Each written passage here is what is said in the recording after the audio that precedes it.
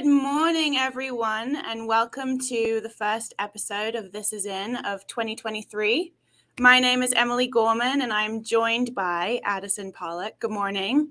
Good morning, Emily. Good morning, everyone. How's it going? Good. How are you? I'm doing okay. Glad to be back. 2023. Yeah, I'm glad to be back. It's like we never left, so Yes. I'm feeling good about it.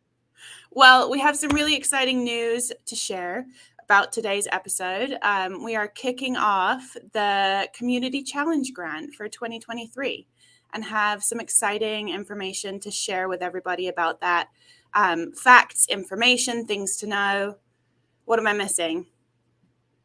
Nothing really. 2023 AARP Community Challenge Grant Program.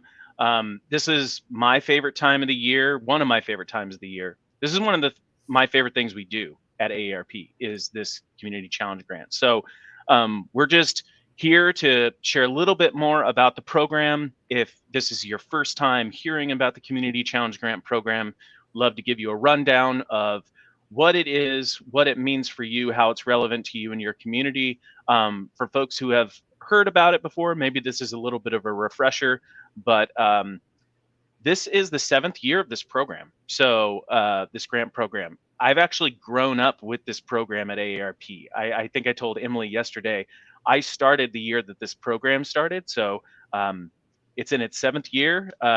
We are going to talk all things about Community Challenge. They grow up fast. Indeed we do. All right, we have banners. That's great.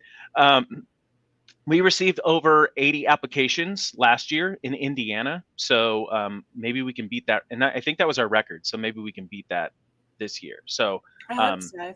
Yeah, I hope so as well. So without further ado, I think we can get to the next slide. All right. So today's agenda, and I love the fact that we have a nice presentation we can show you all. I think in years past, we've just kind of gone over this orally with everyone and just described it. Now you can visualize it, and if you need to take screen captures or pause the video to review something, please do that. So our agenda today, we are going to talk about AARP Livable Communities, what the Livable Communities program is at AARP, about the Community Challenge Grant, this year's Challenge Grant program, and then answer any of your questions. So we are streaming this live right now. If you have any questions, drop them in the comment section below, and our producer Dan can put those up on the screen. But if we don't get to your questions today, we'll try our best to answer them once this is archived on our Facebook page and YouTube channel. So next slide, please. All right. So as Addison said, we're going to go over a little bit about the background of what Livable Communities is, share some information about that and how it all started. So AARP Livable Communities supports the efforts of neighborhoods, towns, cities, and counties nationwide to become more livable for all.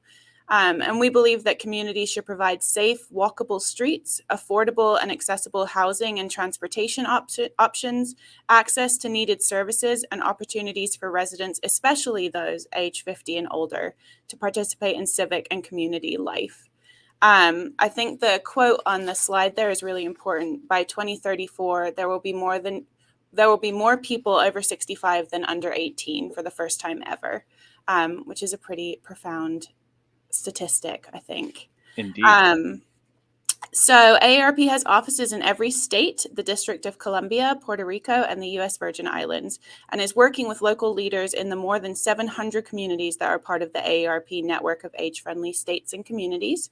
Our vision is for a future in which all communities, urban, suburban, and rural, are great for people of all ages. Next slide. All right. So the AARP Community Challenge Grant. This is a program that is really, it's really in place to create great communities where we can live live in our homes and community as long as we choose. We know it takes time to build great communities, but we know that these quick actions that we take, they add up, right? They can create and spark long-term change. So this great grant program is it is in place to make communities even more livable. at the margin for people of all ages, but really focusing on those tangible improvements that jumpstart long-term change. So we're looking for things that are not only great to have in the community, but can spark and lead to longer-term, more sustainable change in our communities. So please keep that in mind, because it's definitely a principle of the program that we definitely look at the applications through that lens when they come across our desk. Next slide, please. So just a little moment to celebrate all of the stuff that has happened in Community Challenge over the first 6 years. $12.7 million has been given away in grants through nearly 1,060 grants in our nearly 700 communities, reaching an estimated 100 million people, which I think is incredible.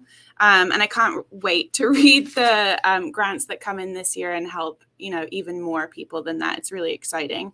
In Indiana specifically, just to share some of our numbers here, we've done 19 projects in Indiana over the last 6 years, 5 in 2022 alone last year, with estimated $300,000 invested in Hoosier communities, which is also a pretty amazing number. Goodness.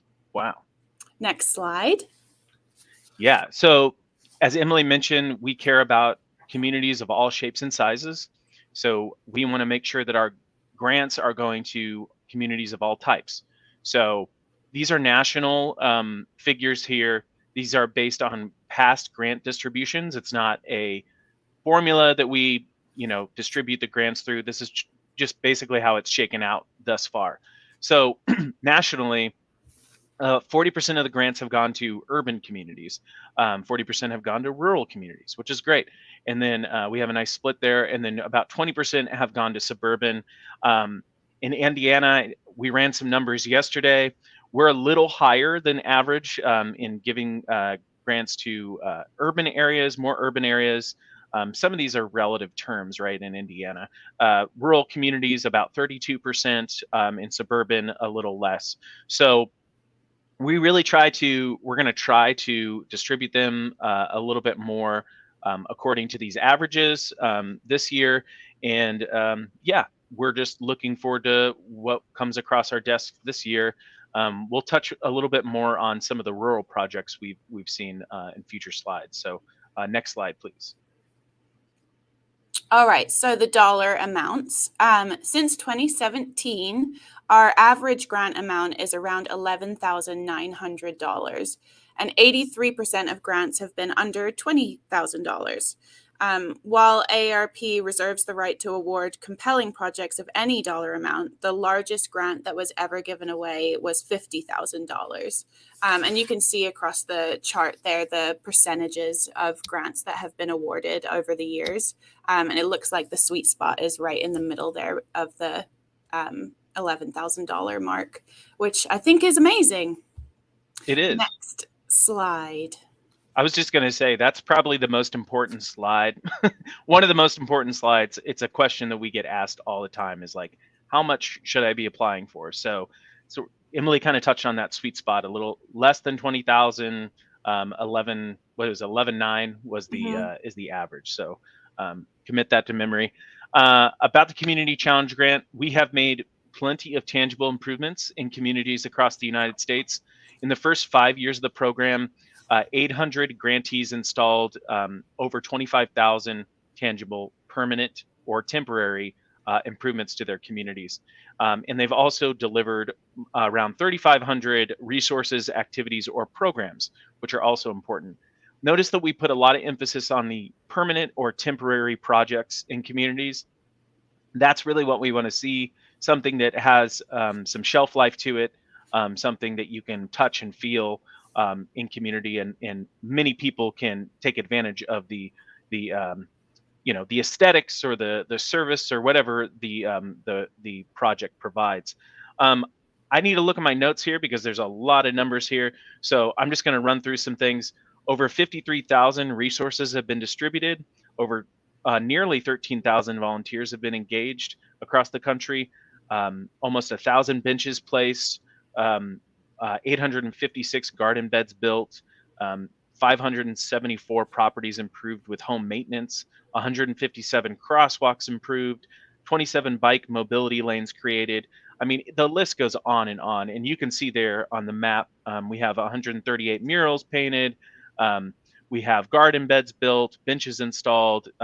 It's just, you can see by this map like where we really try to focus, right? Because we care a lot about those transportation priority projects, those housing priority projects, and those public space priority projects. I think public spaces is actually the category that has received the most grants in the past, if I'm not mistaken. So just kind of think about if your project aligns with what has been granted in the past. That'll give you a good idea of whether yours has a good chance of being funded. So next slide, please. All right, so just another moment to celebrate some of the outcomes from the Community Challenge grants over the years. The grants have demonstrated the ability to help attract additional funding to overcome barriers and increase awareness in the community. So 45% of grantees have succeeded in using the grant to garner additional funds or support from public and private funders, with grantees leveraging the projects to attract an additional $14 million in funding and support. 81% of grants help to spur change and overcome policy barriers, most often by providing the data and feedback needed to successfully advance policies, demonstrating the need to improve specific areas of a community and engaging residents with a new and innovative idea that leads to community buy-in. 100% of grantees have seen greater overall awareness of and engagement, including increasing community recognition of their work. Which I think is all incredible to highlight, especially the ability to garner additional funds just from these community challenge grants. I think it's really special. Did I miss anything on that one? No, definitely. I was just thinking, man, this is a big deal. Yeah. Like it has a huge financial impact too for the communities. I mean, and just, a reach to so many people out there and improving their lives. So that's all I wanted to add. Yeah, I think that the dollar amount might be small-ish, but the impact is pretty huge. So yeah, next slide, please. I like that. Small dollar amount, huge impact. Exactly. Grants in rural communities. So we talked a little bit on the previous slide about the averages across different types of communities. Roughly 40% of challenge grants have been delivered in rural communities with a total investment of $4.3 million across 400 grants. Wow, that's pretty incredible. I love this quote. Grants delivered in rural communities also more likely to, quote, punch above their weight and fill several purposes. So these have attracted additional support. So they've leveraged additional funding, attracted private funding, funding from other sources. They've generated momentum, right? So these are grants that fill that fit the purpose of this grant project, right?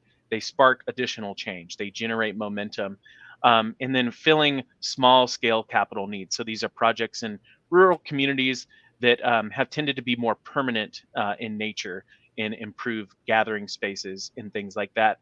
I just wanted to point out a few really all-star projects that we have seen here in the Hoosier State. In 2021, the city of Kendallville, debate as to whether it's more rural in nature, one of our smaller communities, they transformed an abandoned lot in their downtown area. I think it was a brownfield at one point, actually. And I could be wrong about that, but they transformed this lot and made it more of a community gathering space with seating, a place where food trucks can come, and they host sort of community events there. I think they even show films there. Really cool stuff. And we interviewed the mayor of Kendallville a couple years ago. So that should be on our Facebook page if you're interested in learning more about that project. In 2021, we also gave a grant to Lagodi. I love saying Lagodi. Is a rural community. Our friend Jessica down in Lagodi came on and talked about their mural project and how that was on a building that was being repurposed and sort of flipped for community purposes and business purposes, which was really cool. And it was so neat just to hear about the community pride that comes around a mural. So, I mean, you might think a mural is kind of it's a small project, but it makes a big impact, right? And then last year in the city of Seymour, um, shout out to John Mellencamp, Anchor House Incorporated put together an awning for their food pantry. So patrons who are utilizing the food pantry services, they don't have to wait in adverse conditions if it's raining or whatever, or there's the sun rays, whatever. They are sheltered from all of that in this new awning, and they also incorporated a mural. So just wanted to highlight some of the really cool things that we're seeing in rural communities across Indiana. So we'll keep an eye out for those projects as they come in this year as well. Next slide, please. I love a mural. That's my favorite thing. I do too. Very cool.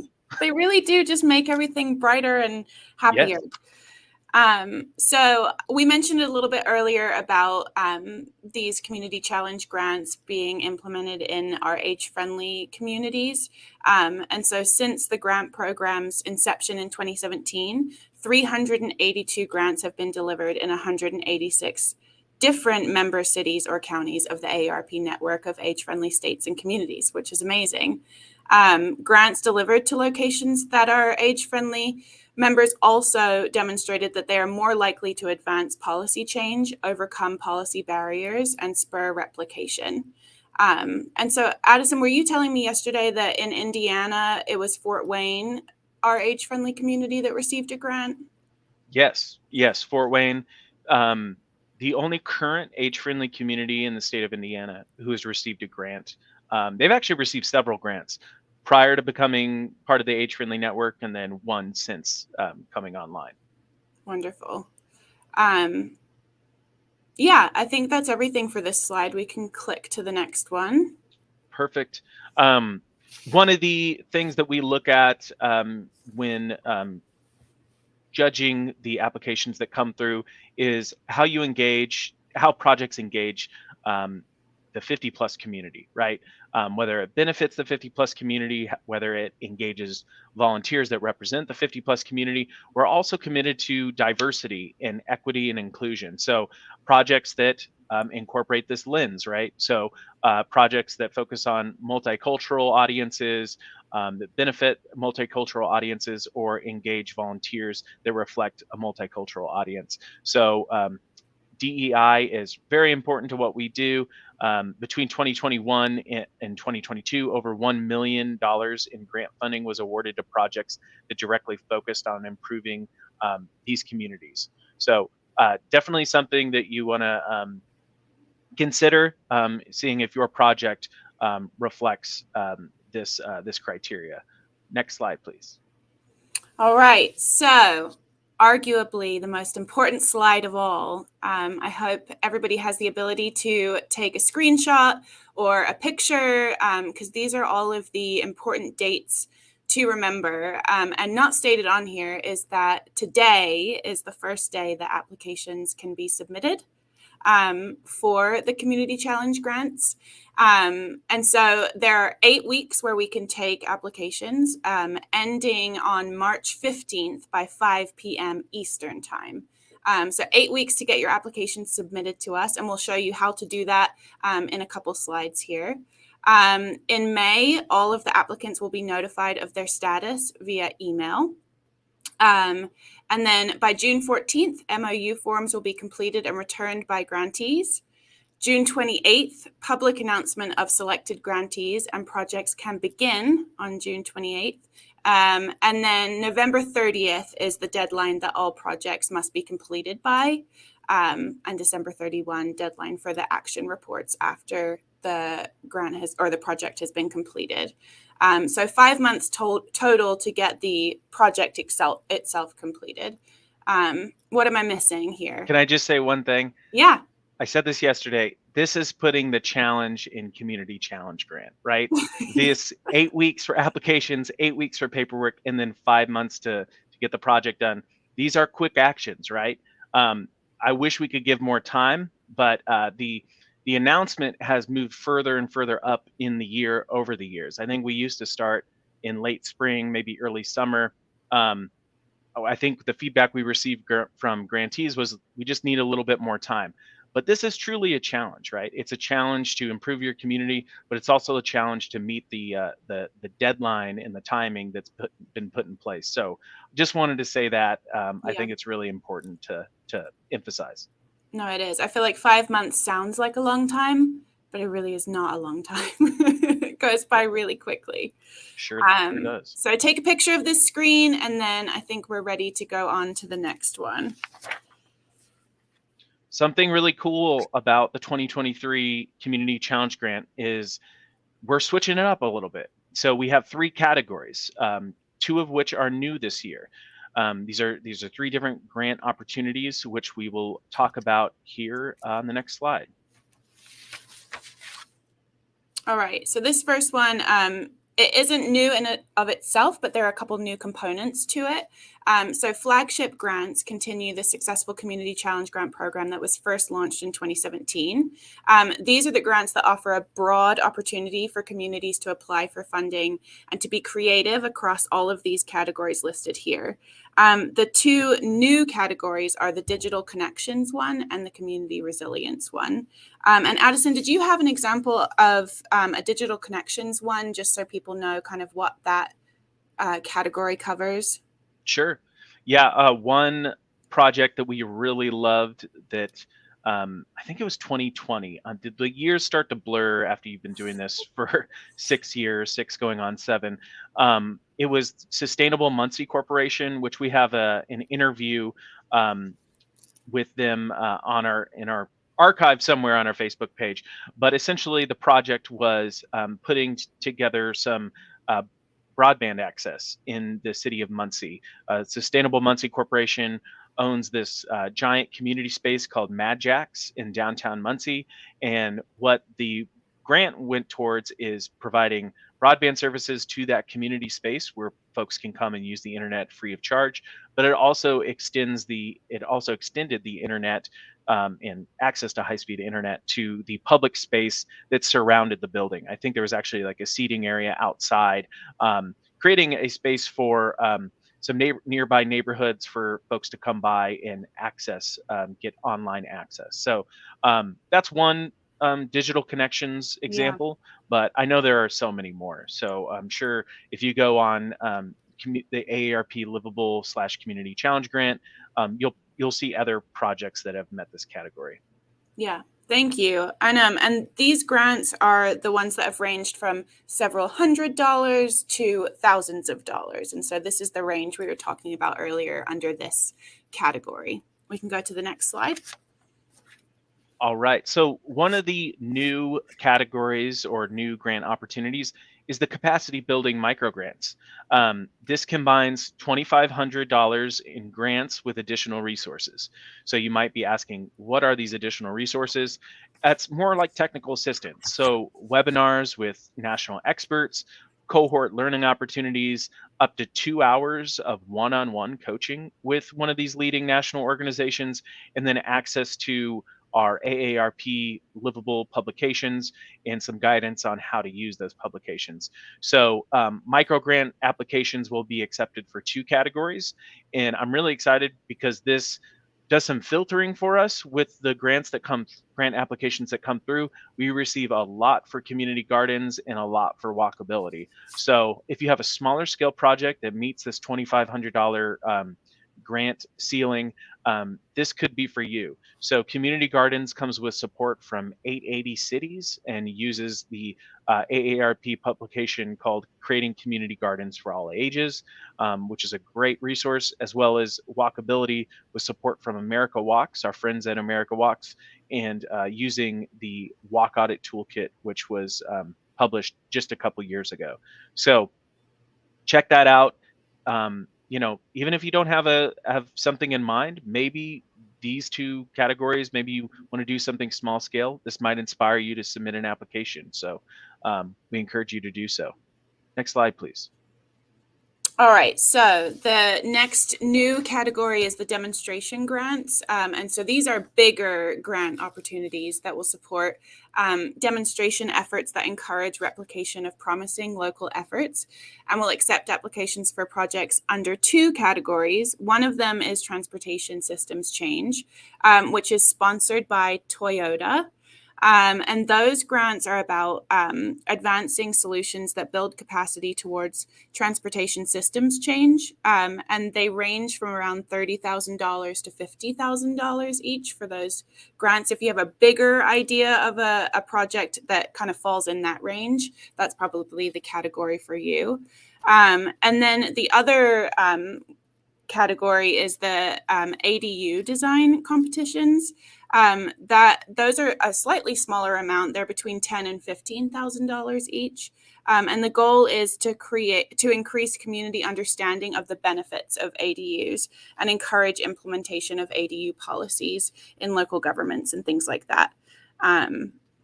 You told me about an example of a van program that might fit under the transportation category that a community did before. Yes. So last year in Evansville, Indiana, which is one of the communities I work directly in with our team of volunteers and community partners, Toyota of North America, based in Southern Indiana, granted 2 vans to the Carver Community Organization to help folks get to doctor's appointments, vaccine appointments, things like that, just meeting their essential needs. And those vans are still on the road today. So Toyota has done really well by us in this partnership. So we're hoping to expand those transportation systems change opportunities to other communities as well. I love that. That's incredible. Next slide. Wonderful.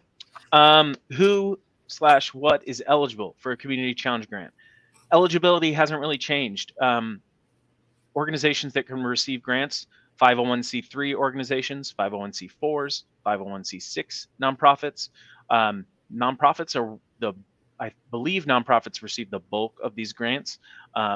Government entities also receive grants, so local governments, state government entities, just depends. Others are considered on a case-by-case basis. We generally do not fund private enterprise projects. So sorry to our private sector friends, you're great, but it's just, this isn't the grant for you. But we consider the things on a case-by-case basis. So if you think that it could be in that gray area, please let us know. Project types: permanent physical improvements. We've talked about this over and over again. Temporary demonstrations that lead to long-term change, such as the tactical urbanism bike lane that is featured in this photo. New innovative programming or services. If you've got a great idea that you just think is just really out there but could lead to long-term change, or be a proof of concept, please enter it. We're totally interested. Some things that are not eligible, and I'm just going to go through this list really quickly. Some obvious things: partisan, political, election-related activities. Nope, not eligible. AARP does not engage in those activities, and we're not going to provide a grant for them. Planning activities and assessments, such as like surveys, things like that don't lead to long-term change, and we don't really fund those. Studies with no follow-up action. Nope, sorry. Publications of books, reports, we don't do that. Acquisition of land, buildings, purchasing of vehicles, sponsorships of other organizations. The list goes on and on. You can see this all at aarp.org/livable or community challenge to see the full list, but you get the idea. We are really focused on these 3 project types, and these are the organizations that are eligible. Next slide, please. All right, so let's talk about scoring as you think about submitting your applications. Here is the categories and how we weight everything. So the team here in Indiana, we're the preliminary reviewers of this, and we can choose, I think, only 10 grants, right? Correct. Yeah. Top 10. And so that should be inspiration to make these incredibly impactful, because that is the heaviest weighting on our scoring system. The project needs to address a clear need that is going to bring positive change to the community. So really think about that when you're writing your submissions. The impact is huge, even though it might be a small dollar amount, as we mentioned earlier. We want this to spread change far and wide. We hope that it will demonstrate the ability to overcome barriers and accelerate, grow, and or sustain the community's efforts to become more livable for residents, especially those age 50 and older. So that's weighted by 60 points, the impact category. Then we have execution, which is 30 points. And the applicants need to demonstrate capacity to deliver the AARP community project on time and within the budget, effectively engaging residents and key stakeholders, and leveraging volunteers, especially those age 50 and older, in the execution of the project. And then the last category is innovation, so 10 points weighted there. And the project needs to demonstrate creativity or unique design or engagement. We said elephants. Elements. That would be innovative if it had engagement elements which will contribute to its impact on residents, especially those age 50 or older. So in addition to the criteria provided, AARP will also evaluate each project based on its consistency with the AARP mission to serve the needs of the 50 plus. So this is a really important slide. I don't know if there's anything else you could add, Addison, as you've gone through the scoring process before. No, I mean, just make sure you're hitting all these points. It's really important to include them in your application. It's something we literally go through a checklist to make sure that this criteria is met. So please make sure that you're including as much information as possible on each of these categories. Next slide. All right, folks. March 15th, 2023. Repeat, March 15th, 2023 at 5 p.m. Eastern Time. 5 p.m. Eastern Time. In Indiana, we have Central Time in our Northwest region as well as our Southwest region. So 5 p.m. Eastern Time, that's the deadline on March 15th. Don't forget it. You can apply at aarp.org/community challenge. Emailed, mailed applications will not be accepted. So please utilize that link and submit your application there. You might need to write it all out first before you plug it into the application in a Word document, whatever you need to do. Just make sure that you're using that link when you submit your application. March 15th, 5 p.m. Eastern Time. That's the deadline. Next slide, please. So here we are at the end of our presentation. And we can, I should emphasize that today the website is live. You can submit your applications if you were already ready and waiting for this day. You can go ahead and head to the Community Challenge page on our website. If you have any questions, they can be directed in a variety of different places. One is by the email listed on the screen. There's also a ton of resources on our website about Community Challenge. So Addison and I highlighted all of the key points today, but there's even more information on our website. So I encourage you to check that out if you do have any other questions. And you can also sign up for the AARP Livable Communities newsletter, e-newsletter, I should say. And the link to do that is listed on the screen in front of you. You also are welcome to email myself and Addison if you have any specific questions that we might be able to help you answer. But I would say the majority of questions can probably be answered on our website or via that email listed above. So I think those are all the most essential things that we needed to highlight. What did I miss, Addison? I don't think you missed anything. I think you hit the nail on the head. Exhaust these resources to find the information you need, answer your questions. But if there is a question that you have that you're just not really sure of, you might need some more discussion involved to get your answers, reach out to myself or Emily. One of us can, answer that that inquiry that you have. That's it. I'm excited. I'm excited too. Today's the day. We have now until March 15th at 5 p.m. Sorry, Eastern time. I just love repeating it, but that's the window of time that you have to submit an application. So we're pumped. And I think, you know, if you're somebody that maybe struggles with thinking that you don't have a creative idea or things like that, if you check out our website or email us, there's a ton of examples of different projects that have happened that I find inspiring just reading through. And so I'm sure if you're thinking of ways to brighten up your community and, you know, make the spaces better, we have tons of examples we can give to. I just wanted to make sure I said that. Absolutely. I don't think I have anything else to add. Good luck, everyone. Yeah, we'll see you next time, I guess. See you next Thanks. time. Thank you. Bye.